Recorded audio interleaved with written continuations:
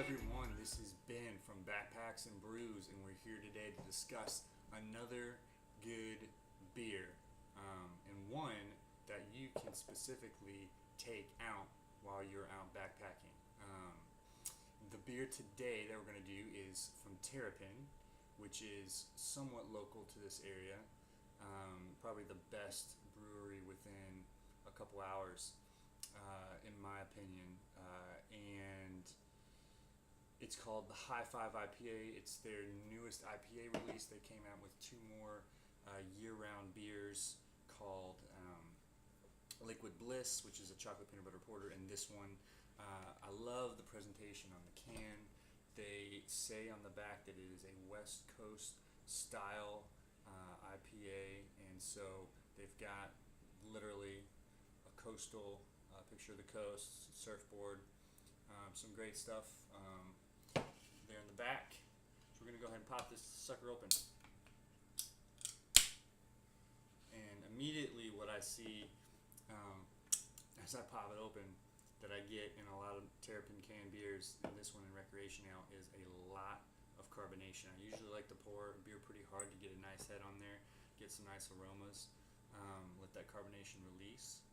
But I'm going to pour this one a little softer just because they are so carbonated. There we go right there. And you can see lots of little bubbles streaming up from the bottom of the glass. We've got a nice finger and a half, 2 fingers ahead almost, on a pretty slow pour. The beer in the light is a pineapple-y golden color. Really pretty, really looks a lot like a Stone IPA in the glass. The bubbles on top to make the head are not super tiny. They're typical of IPA, a little soapy, a little rocky, not super thick, which you would expect. One thing I didn't mention, but this is kind of, they're trying to brew a style of a session IPA, and this one is at 5.8% ABV, I believe.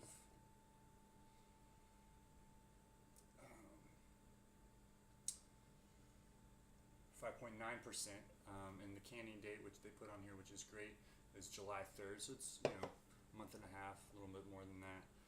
You can see the head is kind of dripping a little bit, but we're going to go ahead and give it a smell. Yeah.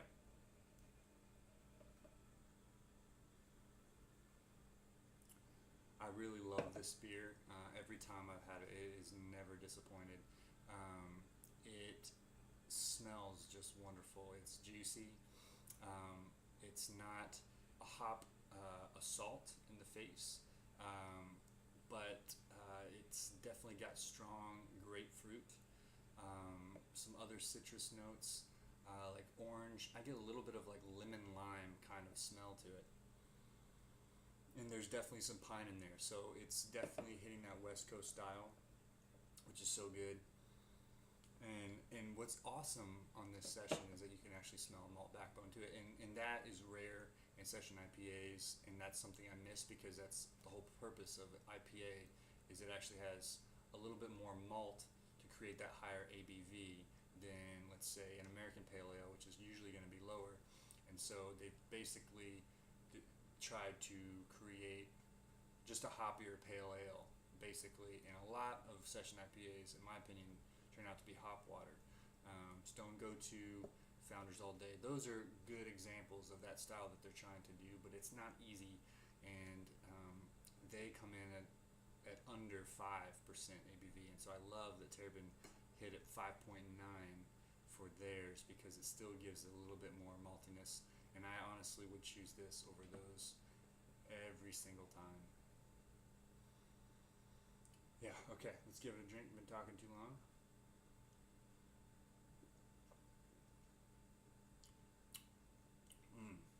It's a great beer. The carbonation on this is perfect for me.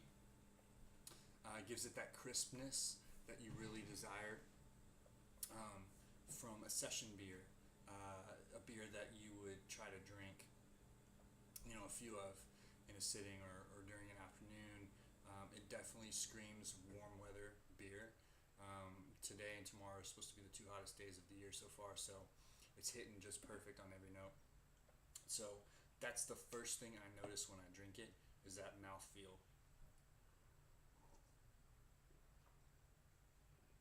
And it makes me want to take another drink.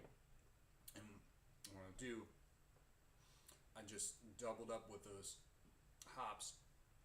I get, right off the bat, I get a really astringent grapefruit peel, and a slight bit of tangerine. And then after that, I come with the aftertaste of pine, which kind of sits for a little bit, and kind of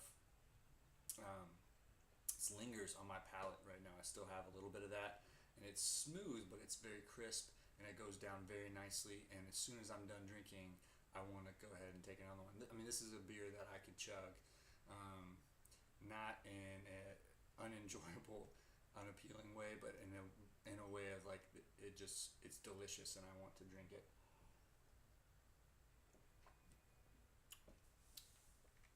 I would highly recommend this. This is a beer of great quality, I think, and honestly, I would highly recommend seeking this out. It wouldn't be worth it to trade big time, highly coveted beers for this if you don't get this. Terrapin does have a pretty big distribution, which is nice, especially in the east and the south. But if you can't get a hold of this, I would suggest making a trade and asking if it could get thrown in there. And I would say, besides Wake and Bake, this is my favorite beer that Terrapin makes. Hopsecutioner is a decent IPA. The Rye Pale Ale is a great example of what a Rye Pale Ale looks like. But this beer is just in its drinkability and in its hop character, it's phenomenal. So that's mine. I would give this beer, honestly, right on the edge of A minus B plus. For the style, for what they say it is exactly what they say it is, and that, in my opinion, bumps it into the A minus category. For just a beer overall, probably a little bit lower in the B plus range, but it's right there. Excellent beer, definitely worth a try, definitely worth getting a few cans, and definitely a great beer to take out of the woods. Great beer to take on a canoeing, kayaking multi-day trip. Great beer for fishing.